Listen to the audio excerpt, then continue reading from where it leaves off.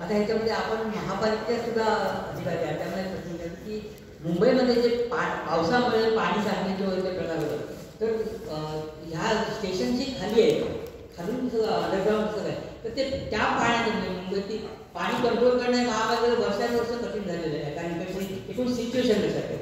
तर ते पाणी पावसाच्या काळात त्याचा परिणाम जे आहे तुमच्या अंडरग्राऊंडवर होऊ नये काय उपाय योजना आणि होऊ शकेल का परिणाम? हा परिणाम होणार नाही अशा पद्धतीनेच त्याचं बांधकाम केलेलं आहे. कारण मेट्रोची टनेल असेल किंवा स्टेशन असेल हे पूर्णपणे कॉन्क्रीट आणि वॉटरप्रूफ अशा प्रकारचे स्ट्रक्चर्स आहेत. त्याच्यामुळे केवळ वरती वरून पाणी पडते म्हणून ते आतमध्ये पाणी त्याच्या जात नाही. आता आमची टनेल तयार होऊन जवळजवळ 2-2.5 वर्ष झालेली आहे, परंतु या टनेलमध्ये आतापर्यंतच्या एवढ्या जोरात झालेल्या कुठल्याही पावसामध्ये पाणी आत गेलेलं नाही. स्टेशनच्या स्ट्रक्चरमध्येही पाणी आत जात नाही. टनेलमध्ये काही प्रमाणात पर्क्युलेशन असतं काही ठिकाणी, ते आतमध्ये जे ग्राउंड वॉटर थोडंफार कारण सगळीकडे वॉटर पॉकेट्स असतात त्याच्यातलं असतं, परंतु पावसाचं पाणी आतमध्ये जात नाही. पावसाचं पाणी आत जाण्याची 2-3 शक्यता असतात, त्या म्हणजे एंट्रीज ज्या आहेत आपल्या एंट्री एक्झिट. तर प्रत्येक स्टेशनला 4 पेक्षा जास्त जवळ 5 ते 6 एंट्री एक्झिट्स आहेत. त्याच्यातून पावसाचं पाणी आत जाऊ शकतं थोडंफार, आणि लोकांच्या काही जाण्यातून चालण्यातून कपड्यांमधून छत्रीमधून त्याच्यातून पाणी जाऊ शकतं. त्याच्यासाठी आपण आपल्या सगळ्या स्टेशनच्या एंट्री एक्झिट्स आहेत त्या मागच्या 100 वर्षाचा फ्लडचा अभ्यास करून त्याची जी हायेस्ट फ्लड लेवल आहे, आणि आपल्याकडे सुदैवाने 26 जुलैचा डाटा सुद्धा आपल्याकडे आहे जो 100 वर्षातून एकदा होणारा इन्सिडेंट असतो तोही होऊन गेलेला आहे. तर या सगळ्याचा अभ्यास करून या सगळ्या एंट्री एक्झिटला त्याच्यावरती ठेवलेल्या. त्यामुळे या ग्राउंडला फ्लशने थोड्या काही पायऱ्या चढून किंवा लिफ्ट घेऊन त्या एंट्री कराव्या लागतात. त्यामुळे तिथून पाण्यात जाण्याचा प्रश्न येत नाही. ते थोडंफार पाणी व्हेंटिलेशनच्या आतमधून किंवा लोकांच्या वर्दळीमधून येऊ शकतं. त्याच्यासाठी आतमध्ये पाण्यासाठी कलेक्शन करणारे सम्प्स तयार केलेले आहेत आणि त्याचं पंपिंग हे बाहेर होईल अशा पद्धतीची सगळी व्यवस्था त्याच्यामध्ये आहे. आणि हे जगामध्ये सगळीकडेच अशा पद्धतीने टनेलचं मॅनेजमेंट केलं जातं. तीच आपण बेस्ट प्रॅक्टिस जी आहे ती ह्याच्यामध्ये घेऊ आपण. त्यामुळे पावसाळ्यामध्ये पाणी साठलं म्हणून याच्यामध्ये पाणी जाणार नाही, हा एक आहे. पण दुसरं मी BMCची काम बघत असल्यामुळे मुंबईमधला ओव्हरऑलच फ्लडिंग कमी करण्यासाठी BMCकडूनही खूप व्यापक प्रयत्न होत आहेत. त्याच्यामध्ये अनेक ठिकाणी अंडरग्राऊंड टँक्स करून त्याच्यामध्ये तात्काळ आपले काही एरियाज आहेत हे लो लाईन एरियाज आहेत जिथे काही झालं, पाऊस एका विशिष्ट मर्यादेच्या पलीकडे गेला 2 तासामध्ये पडणारा, आणि जर हाय टाईड असेल तर काही झालं तरी आपण त्याचं वॉटर लॉगिंग थांबवू शकत नाही. पण हे वॉटर लॉगिंग बाकीच्या ठिकाणी स्प्रेड होऊ नये, त्याला आतल्या आतच कॅच करावं अशा पद्धतीने BMCने गेले 2-3 वर्ष प्रयोग केले. आणि त्याच्यामुळे कुठेही आपल्याला एका विशिष्ट मर्यादेच्या पलीकडे आता वॉटर लॉगिंग झालेले दिसत नाही. रेल्वेचे ट्रॅक सुद्धा आपण गेल्या 2-3 पावसात बघितले असतील तर ट्रॅकवरती पाणी साठवून रेल्वे बंद होण्याचं प्रमाण हे जवळजवळ नाही असल्यासारखं आहे. अर्थात त्याला अजून पुढे प्रयत्न करावे लागतील, ते BMC करतात. नाही, आता जमिनीच्या अंतर्गत जे पॉकेट्स म्हणतात घरे त्याला म्हणतात, असे काही पाण्याचे फ्लो असे ते खूप मायनर असतात. त्याच्यामध्ये तुम्हाला काही ठिकाणी टनेलमध्ये पाणी असं झिरपलेलं दिसतं, पण that has nothing to do. ते इथेच इथे आहेच असंही म्हणत नाही, नॉर्मली कुठल्याही टनेलमध्ये असतं, परंतु त्याचा पावसाच्या पाण्याशी त्याचा काही संबंध नसतो. दगडामध्ये जनरली काही ठिकाणी वॉटर पॉकेट्स असतात. त्यामुळे पावसाचं पाणी या टनेलमध्ये किंवा स्टेशनमध्ये न शिरेल अशा प्रकारची पूर्ण व्यवस्था आहे. त्या पॉकेट्सच्या मधून येणाऱ्या पाण्यामध्ये इलेक्ट्रिसिटी नाही काही होत यात everything has bin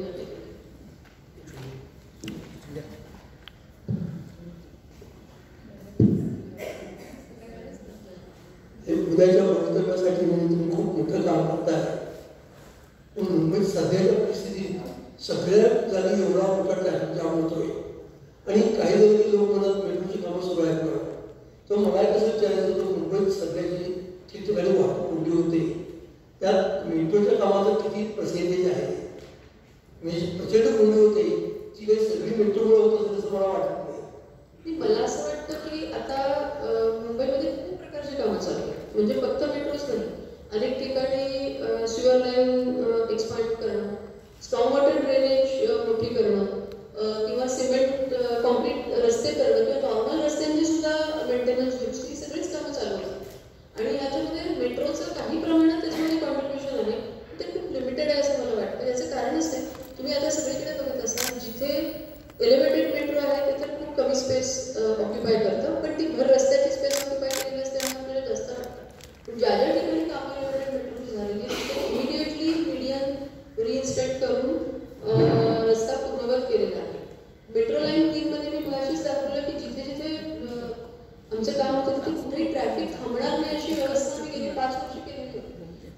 traffic slow होऊ शकते, परंतु कोणतीही त्याच्यामध्ये कुठल्या कामामध्ये झाले नाही. आणि ज्या वेळेला हजारो ट्रॅफिक वॉर्डन्स उभे केले होते, म्हणजे जे काही ट्रॅफिक पोलिसांनी तिथली ट्रॅफिक सुरळीत होण्यासाठी जे करायला पाहिजे ते सगळे उपाय केले. त्यामुळं केवळ मेट्रोवरती ब्लेम करणं हे तितकंसं योग्य नाही असं मला वाटतं.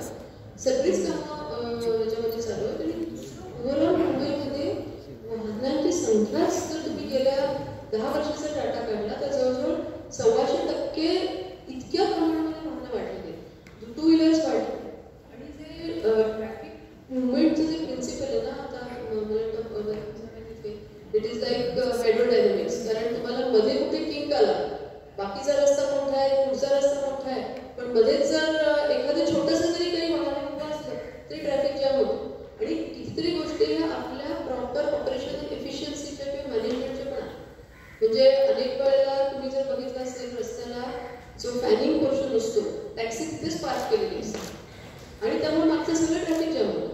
म्हणजे कितीतरी गोष्टी आहेत ज्या आपण खरं तर थोडी operational efficiency by some discipline आणि some traffic rules, extra parking unauthorise कितीतरी झालेलं त्याच्या. आणि त्याशिवाय पार्किंग कसं असतं, सलग लेन असेल तर प्रॉब्लेम नसतो. एकच गाडी मोठ्यामध्ये थांबली असेल तर सगळं ट्रॅफिक जॅम होतं. कित्येक वेळा आपण बघतो की आपण खूप काय ट्रॅफिक जॅममध्ये पुढे जाऊन बघतो तर खूपच छोटंसं काहीतरी असतं. तर हे आपण गोष्टी या ट्रॅफिक जॅमला कारणीभूत आहेत. त्यामुळे मला असं वाटतं या सगळ्याचा एकत्रित परिणाम होतो आणि तो थोडा सायंटिफिक त्याला अप्रोच केला. मी काही वर्षापूर्वी तुम्हाला एक प्रश्न विचारला होता, तोच मला आता पुन्हा विचारायचा आहे की एवढी मोठी कामं सगळी चालली तर जनतेचं म्हणजे लोकांचा काय सहभाग आहे. तर तुम्ही ग्रामीण भागात सुद्धा कामं केली, लोकवर्गणीतनं आपण बंधारे बांधायचो, रस्ते करायचो, पण एवढा हजारो कोटीचा प्रोजेक्ट त्याच्यामध्ये लोकांचं काय कॉन्ट्रिब्युशन आहे. आणि आता आपण टाटांचं उदाहरण घेतलं, त्यांना पाहिजे होते 3,000 कोटी रुपये आणि लोकांनी दिले 1,60,000 कोटी. आता तुमचा जो प्लॅन तयार झाला आहे ह्या गोष्टीच्या निमित्तानं, तो उद्या सुद्धा काही जागा करणं ते स्वस्त कर्ज घेत आहे. तुम्ही आपण कोकण रेल्वेवरती लोकांना आपण 57 जे बॉन्ड दिले, तर माझा आर्थिक फायदा काय याच्यामध्ये, पण वाहतूक सुद्धा होईल, पण माझा आर्थिक फायद्याची काही प्रबोधन शक्य होतं का. आणि पुढचे जे काही प्रोजेक्ट होतील, अजून तुम्हाला 10 वर्षाचा कार्यकाळ आहे, काही मोठे प्रोजेक्ट करताना तर लोकांचा अर्थपूर्ण सहभाग व्हावा म्हणून काही योजना असाल का. लोकांच्या सहभागाचे 2 भाग असतात. म्हणजे जसं कोकण रेल्वेने केलं किंवा इतरही अनेक प्रकल्पामध्ये पूर्वी झाले की त्याच्यामध्ये बॉन्ड्स काढले, बॉन्ड्स लोकांनी घेतले आणि त्याच्यातून पैसा उभा केला आणि that was one financial instrument ज्याच्यामध्ये लोकांनी डायरेक्ट सहभाग घेतला. परंतु सगळेच प्रोजेक्ट असे नसतात की ज्याच्यावरती गव्हर्नमेंट तेवढे हेवी रिटर्न्स देऊ शकतो. कारण शेवटी हे प्रकल्प असतात ते समाजाच्या ओव्हरऑल वेलफेअरसाठी असतात. प्रत्येकातून आपल्याला आर्थिक प्राप्ती होत नाही, बॉन्ड्सवर आपण तेवढं रिटर्न शकत नाही. आणि आता आपल्याला इतर अनेक फायनान्शियल इन्स्ट्रुमेंट्स नव्याने उभी झाली जी त्या काळामध्ये उपलब्ध नव्हती. त्यामुळे मल्टीलॅटरल फंडिंग एजन्सीनी लोन देणं, कारण जपानमध्ये आज त्यांना 1.5% ते आम्हाला लोन देतात. जपानमध्ये तिथं त्यांच्या बँकेमध्ये मायनस इंटरेस्ट असतात, म्हणजे त्यांना इंटरेस्ट रेट पण मिळत नाही. कारण त्यामुळे त्यांना हे 1.5% लोननी पैसे देणं सुद्धा त्यांच्यासाठी परवडतं. ते 30 वर्षांसाठी देणं पण त्यांना परवडतं. आणि त्या देशांना आता अशा प्रकारचं त्यांच्या देशामध्ये इन्व्हेस्टमेंटची गरज नाही, पण त्यांच्याकडे हे फंडिंग अवेलेबल आहे. त्यामुळे these are new financial instruments which are available for project finance today. आणि त्यामुळे ती आपण किती चांगल्या पद्धतीने वापरू शकतो. आता फक्त जायकाच नाही, जर्मन बँका, फ्रेंच बँका हे सुद्धा याला थोड्याशा जास्त इंटरेस्ट रेटनी पण लोन देतात आणि लहान शहरं त्या बँकांकडून लोन घेतात. त्यामुळे ही आहे लोकांचं सहभाग. मला असं वाटतं की शेवटी युजर फीमधूनच आपण हे पैसे रेज करणार आहोत शेवटी. त्यामुळे फायनली फेअर बॉक्स कलेक्शन जर आपण म्हणतो, तिकिटातून उभा राहणारा पैसा, कारण कर्जाची परतफेड आम्ही त्याच्यातूनच करणार आहोत किंवा जे थोडंफार नॉन फेअर बॉक्स रेव्हेन्यू आम्हाला असेल तर तिथं ती देण्याची मानसिकता असणं हे मला वाटतं ठेवायला. अनेक वेळेला असा अनुभव आहे दिल्ली मेट्रोचाही की एकदा रेट फिक्स केला की नंतर वर्षानुवर्ष तो बदलत नाही. आणि ज्या क्षणी थोडा बदलायचा प्रयत्न केला की त्याला प्रचंड विरोध होतो. तर कारण इतर सगळ्याच्या किमती वाढतात, टाइम व्हॅल्यू ऑफ मनी जी असते तिला सुद्धा लागू होते. त्यामुळे त्या ठिकाणी एक सामंजस्य भूमिका घेणं आणि ते युजर फी जी आहे ती काळानुसार बदलणं, हा मला करणं हा पण लोकांचा सहभाग होऊ शकतो. दुसरं प्रकल्प करताना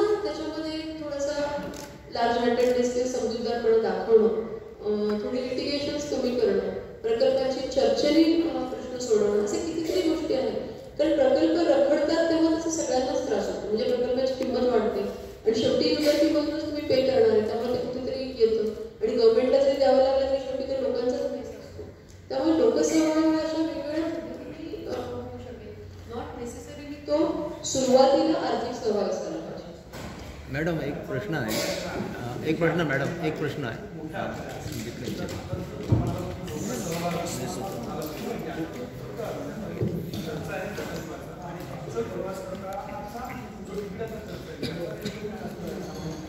ऍक्च्युली असा रेशो ठेवता येत नाही मला, कारण जरी आता या मेट्रो लाईन 3चा खर्च हा एलिव्हेटेड खर्चाच्या जवळ तिप्पट असतो, पण तरी सुद्धा आपल्याला तिकीट काही त्याप्रमाणे वाढवता येत नाही, कारण शेवटी आपल्याला रायडरशिप सुद्धा घ्यावी लागते. त्यामुळे तुम्ही तिकीट जास्त ठेवून कमी लोकांना प्रवास करून पण तेवढाच रेव्हेन्यू मिळवू शकाल कदाचित, आणि तिकीट थोडं मॉडरेट किंवा नॉर्मल ठेवून तुम्ही जास्तीत जास्त लोकांना, तुम्हाला शेवटी रस्ते पण डिकन्जेस्ट करायचे. त्यामुळं प्रकल्पाची कॉस्ट आणि तिकीट ह्याचा तसा संबंध राहत नाही. आम्हाला थोडंसं इतर आता सध्या प्रचलित दर काय आहे बाकीच्या मेट्रोचे त्याचाही विचार करावा लागेल, पण थोडंफार व्हेरिएशन मेट्रो लाईनच्या दरामध्ये होऊ शकेल. जसं स्लॅबमध्ये कदाचित आमचा बेस रेट आणि फायनल रेट सारखा राहील, पण स्लॅबमध्ये थोडाफार फरक आमचा होऊ शकतो. आता नाही, याचं कारण असं आहे की तो रेट ठरवण्याचे MRA म्हणून MMRTCला अधिकार आहे, पण that decision will be taken by our board. पण ते झाल्यानंतर ते आपोआपच अनाऊन्स होईल, कारण आता जर सर्व्हिस आम्हाला सुरू करायचं असेल तर ते करा, पण ते वोंट बी फार different than the existing rate. काही ठिकाणी स्लॅबमध्ये थोडासा फरक पडू शकतो. लोकांचा मॅडम इकडे लोकांचा जो सहभाग असतो इतर प्रकल्पामध्ये दिसतात, तसा लोकांचा सहभाग या प्रकल्पात दिसला नाही. आणि शासनाने लोकांना कन्व्हिन्स करून काही जमिनी घेतल्या, तर मुंबईचे जे मूळ रहिवासी होते किंवा मुंबईतली जी घरं होती ती किती विस्थापित झाली या प्रकल्पामध्ये? तुम्ही सगळे तपशील दिले होते प्रेझेंटेशनमध्ये. मॅडम माझा एक प्रश्न असा आहे की मॅडम तुम्ही सांगितलं ना की झाडं आपण रिप्लांट केली आणि काही झाडं नवीन लावली, परंतु मॅडम ते झाडं जगण्याचं प्रमाण फार नगण्य आहे, तर त्यावरती आपण MMRTC काही उपाययोजना करते का किंवा काही आणखी काही नवीन टेक्नॉलॉजी येणार काय? इथंच आम्हाला जरा लोकसहभाग असेल तर बरं होऊन जाईल ऍक्च्युली, कारण एकीकडे पेट्रोल प्रोजेक्ट एवढा मोठा बांधताना आणि त्याची गुंतागुंत सांभाळत असताना झाडं इतकं 100% त्यांची मॉर्टॅलिटी होणार नाही, ते 100% जगतील हे करणं शक्य होत नाही. आमच्या बाजूने मी अगदी प्रोफेशनल एजन्सी लावून प्रयत्न केले आणि ते मी सगळं दाखवलं की किती झाडं लावली, कशा पद्धतीने केली. मॉर्टॅलिटी ही सगळ्याच प्रकल्पामध्ये राहते आणि आपण सगळ्या प्रकल्पाचा जर डाटा एकत्र केला आणि जर MMRTCचा डाटा बघितला तर कदाचित MMRTCचा डाटा त्या सगळ्यांच्यापेक्षा चांगला असतो. मॅडम जेव्हा एखादी नवीन वाहतूक व्यवस्था निर्माण होते त्यावेळेस सगळ्यात महत्त्वाचा भाग असतो की प्रवासी सुरक्षित. प्रवाशांची सुरक्षितता ह्याच्याबरोबरच प्रवाशांचं त्या नवीन वाहतूक व्यवस्थेशी एकत्रीकरण किंवा सामंजस्यीकरण करण्यासाठी त्यांचं प्रशिक्षण, ती वाहतूक व्यवस्था कशा पद्धतीने त्यांनी वापरली पाहिजे. तर हा मेट्रो ज्यावेळेस प्रकल्प राबवताना आणि ही मेट्रो जशी एक एक टप्पा पुढे जातो तसं तसं ते प्रवाशांचं प्रशिक्षण तुम्हाला करणं आवश्यक पडत असेल किंवा तुम्ही ते त्याचा विचार केला असेल. परंतु याच्यात एक आणखी महत्त्वाचा मुद्दा असा आहे की ज्यावेळेस वाहतूक व्यवस्था ज्यावेळेस विकसित होत जाते त्यावेळेस सगळ्यात महत्त्वाचा भाग येतो की तो म्हणजे शालेय विद्यार्थी हा त्याचा अधिकाधिक वापर करायला. तर त्यावेळेस ह्या विद्यार्थ्यांची सुरक्षितता हा त्याच्यातला अजून एक भाग येतो. दुसरी गोष्ट म्हणजे दिव्यांगांचा जो प्रश्न आहे तो दिव्यांगांचा हा अतिशय मोठा प्रश्न असतो की वाहतूक व्यवस्थेला हे करताना आता याच्यामध्ये जे डोर्स आहेत ते ऑटोमॅटिक बंद होतात असतो.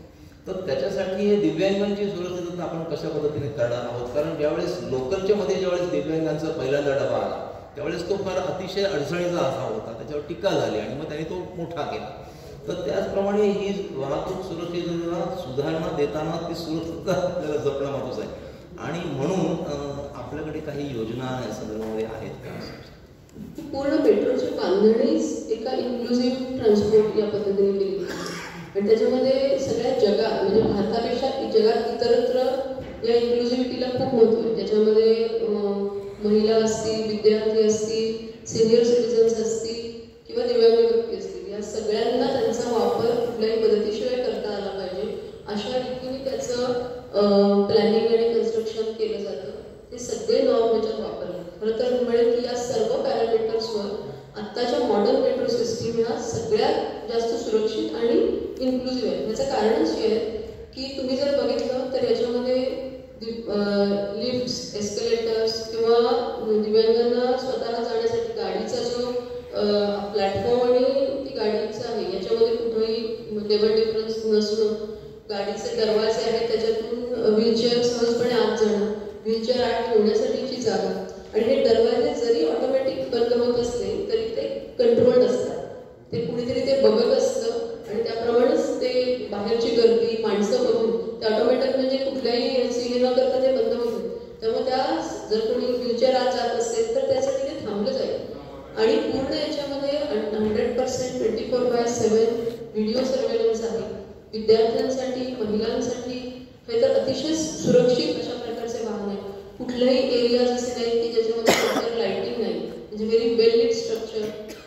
जिथं तुम्ही लिफ्टमध्ये सुद्धा दिव्यांगांना त्या लिफ्टचा वापर करता येईल अशा पद्धती त्याच्यामध्ये ब्रेल लिपी किंवा खाली एक आपल्याला ग्राउंडवरती एक गायडिंग हे असतं ज्याच्यामधून इव्हन अंध व्यक्ती चालू शकतात. अशा सर्व गोष्टींचा त्याच्यामध्ये वापर केलेला आहे. त्यामुळं आणि हे सगळे मॅन्डेटरी नॉर्म्स आहेत आता की मेट्रो सिस्टीम ही सगळ्या समाजातल्या सर्व घटकांना वापरता यायला पाहिजे आणि त्यामुळं या सर्वांच्या सुरक्षिततेचा विचार करूनच मेट्रोचं काम होतं. Thank you madam. कंप्लिशनच्या विविध रूट्सचे टेंटेटिव्ह काही डेट देऊ शकतात का? डेट आत्ता माझ्याकडे नाही आहे. मेट्रो 3च्या बाबतीमध्ये म्हणाल तर मी अनाऊन्स केलं होतं की आम्ही डिसेंबरपर्यंत पहिली फेज ऑपरेट करू. तर त्या दृष्टीने आम्ही डिसेंबर ट्रेन आम्ही आता सिप्सपासून ते BKC पर्यंत आणलेली आहे. आमचा एकच कन्स्टेंट जसं मी म्हटलं की डेपो कनेक्टिव्हिटीला आम्हाला थोडासा वेळ लागत आहे. त्याच्यामुळं जानेवारी एंडपर्यंत जर आम्ही डेपो जोडू शकलो तर मग त्याच्यापुढे आम्हाला साधारण 2 ते 3 महिने अजून सगळ्या टेस्टिंग आणि सर्व सर्टिफिकेशन मिळवण्यासाठी लागतील. त्यामुळं डिसेंबरचं जे मेट्रो तयार तर झाली, परंतु जे पब्लिकसाठीचं जे कमिशनिंग आहे त्याच्यामध्ये मध्ये फुल ट्रायल, RDSOच्या ट्रायल, ऑसिलेशन ट्रायल्स आणि ह्या सगळ्या सेफ्टी असेसर, नंतर कमिशनर सेफ्टी, हे सगळं करून पुढच्या 3 ते 4 महिन्यामध्ये ह्या मेट्रोची फेज 1 कमिशन होऊ शकेल. बाकीच्या ज्या आहेत MMRDAच्या त्या आता बऱ्यापैकी म्हणजे कन्स्ट्रक्शन ॲडव्हान्स स्टेजमध्ये आहेत. पण मला असं वाटतं काही त्यांचं माझ्या माहितीप्रमाणे डिसेंबर 24 पर्यंत त्यांचे लाईन 2B आणि लाईन 6ची शक्यता आहे. पण मी ठामपणे सांगू शकत नाही कारण माझ्याकडे त्या डेट्स नाही आहेत. सेकंड फेजला अजून 6 महिने लागतील. त्यामुळे आमचं प्लॅनिंग जूनचं आहे, पण ते साधारण सप्टेंबर-ऑक्टोबर पर्यंत सेकंड फेज होईल. नमस्कार.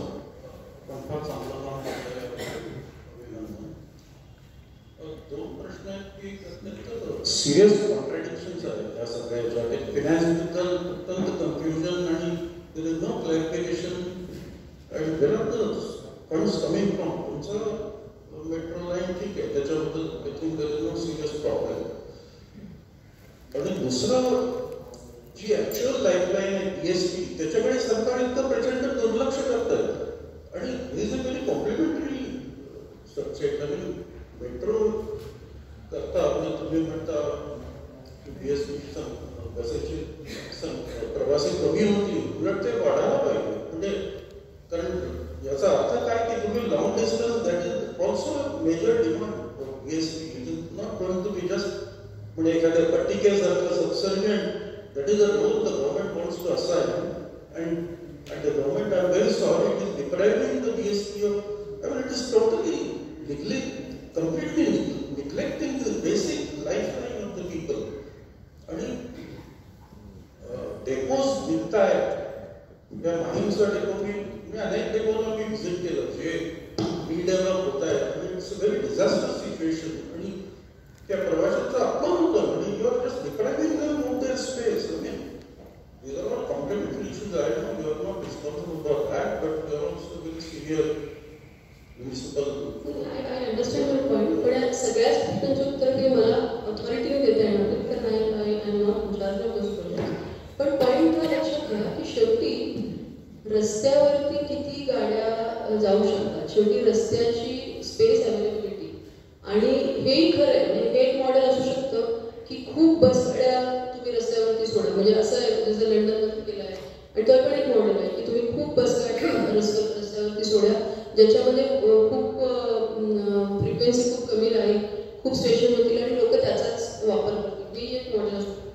डेडिकेटेड बस कॉरिडॉर, BRTS सिस्टीम हे एक मॉडेल असू शकतं. परंतु हे याच्यावरती पण पुष्कळ मंथन झालेलं, याच्यावरची चर्चा झालेली आहे. आणि फायनली सगळ्यामध्ये रोड स्पेस हा एक जातो आणि अजूनही मुंबईमध्ये इतकी कमी रोड विड्थ आहे आणि शिवाय प्रत्येक रोडला इतके जंक्शन्स आहेत, इतके टर्न्स आहेत, इतके कर्व्स आहेत की या सगळ्यामधून आहे त्या ॲडगेरेट रस्त्यावरती आपण तेवढ्या एफिशियंटली बसेस चालवू शकत नाही. तुम्हाला बसला एक सेपरेटर म्हणजे पुन्हा एलिव्हेटेड काहीतरी स्ट्रक्चर करून त्याच्यावरून जर तुम्ही मेट्रोच्या ऐवजी बसेस चालवू शकता हा एक पर्याय असतो. परंतु मास रॅपिड ट्रान्झिटमध्ये आपण बसचा एक लिमिटेशन राहतं आणि त्याच्यामुळे मग शेवटी मेट्रोवरती सरकारने याच्यावरती निर्णय घेतला. आता एकदा मेट्रो नेटवर्क झालं तर मग बसचा रोल काय राहणार? बसला थोडं रिइन्व्हेंट करावं लागेल, असं नाही की रोल नाही, तो रिइन्व्हेंट करावा लागेल. त्यानंतर कदाचित सायझिंग चेंज करावं लागेल, त्यांना वेगळे नवीन रूट घ्यावे लागतील.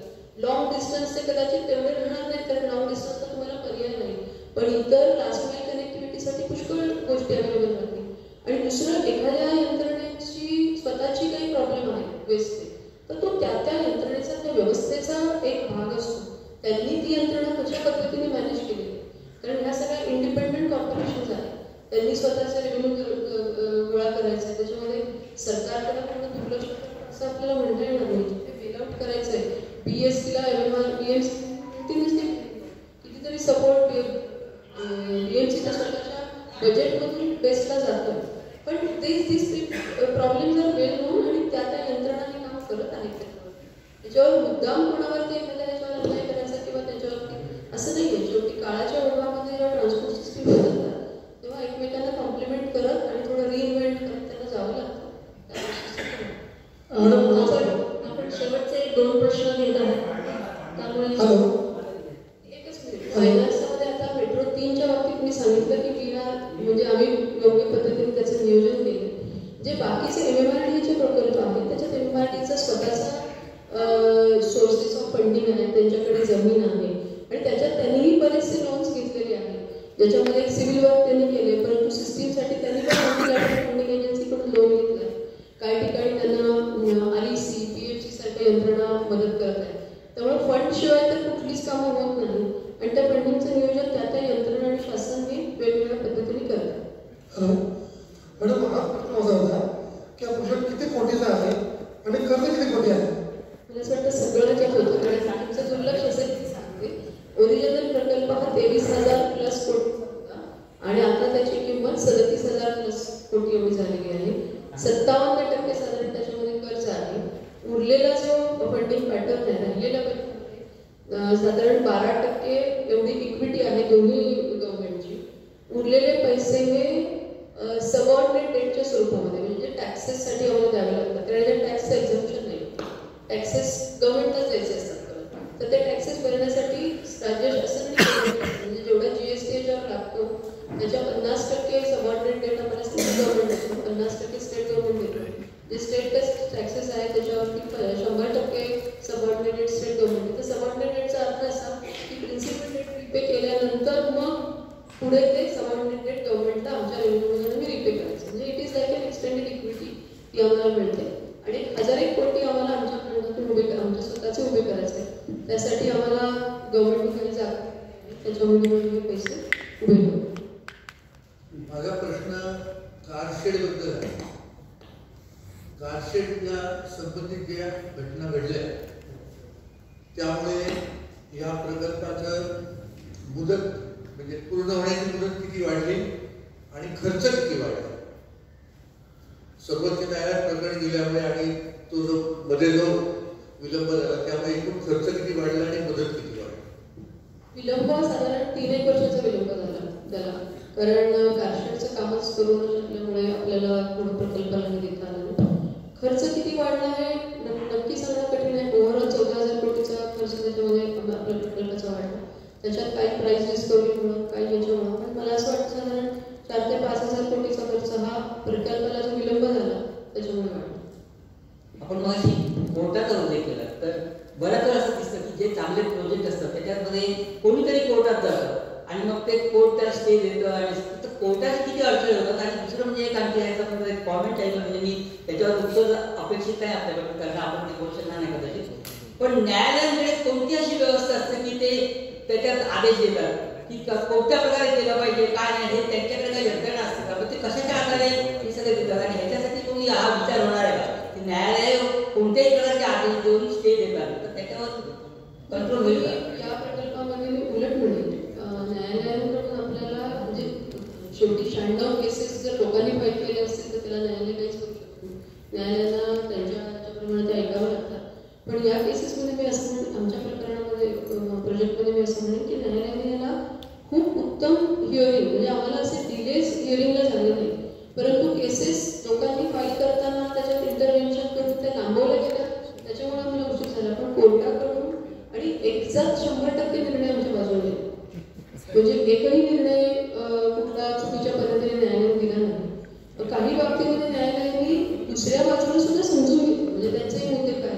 त्यामुळे तुम्ही जर बघितलं असेल तर ट्री कटिंग मॅटरमध्ये न्यायालयाने एका डिस्ट्रिक्ट जज लेवलच्या न्यायाधीशाच्या अध्यक्षतेखाली एक कमिटी नेमली जी गेली 5 वर्ष काम करते, आमच्या प्रत्येक गोष्ट मॉनिटर करतात. म्हणजे त्यांनी जी दुसऱ्या बाजूने ज्यांनी पिटिशन फाईल केलं त्यांचंही म्हणणं ऐकलं, कदाचित ते थोडं जास्त ऐकून घेतलं असेल, पण लोकशाही प्रक्रियेमध्ये आपण त्याला काही विरोध करू शकत नाही. उलट बऱ्याचशा प्रोसेस ट्रान्सपरंट झाल्या आणि आम्हाला सुद्धा आम्ही चांगल्या पद्धतीने काम करतोय की त्यांना दाखवण्याची संधी मिळाली. म्हणजे न्यायालयीन या प्रकरणामध्ये कुठेही इम्पास तयार झाला नाही. काही ठिकाणी वेळ लागला आम्हाला, जसं गिरगाव कळबादेवीतल्या कन्नेल थांबवल्यामुळे 4 महिने आमचं काम थांबलं, किंवा पहिल्यांदा ट्री कटिंगला 6 महिन्याची हे मिळाली तिथे काम थांबलं. पण त्यातनं आम्हाला सोल्युशन मिळालं. असं नाही की वर्षानुवर्ष त्याच्यावर काही निर्णय नाही झाला.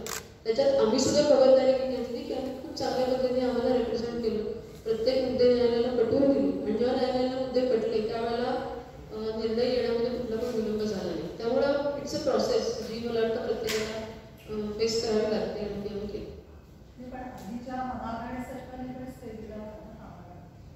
तो डेपोला स्टे होता, तोच जवळजवळ 3 वर्ष 2.5 तो स्टे लागला, त्याचा डेफिनेटली इम्पॅक्ट झाला.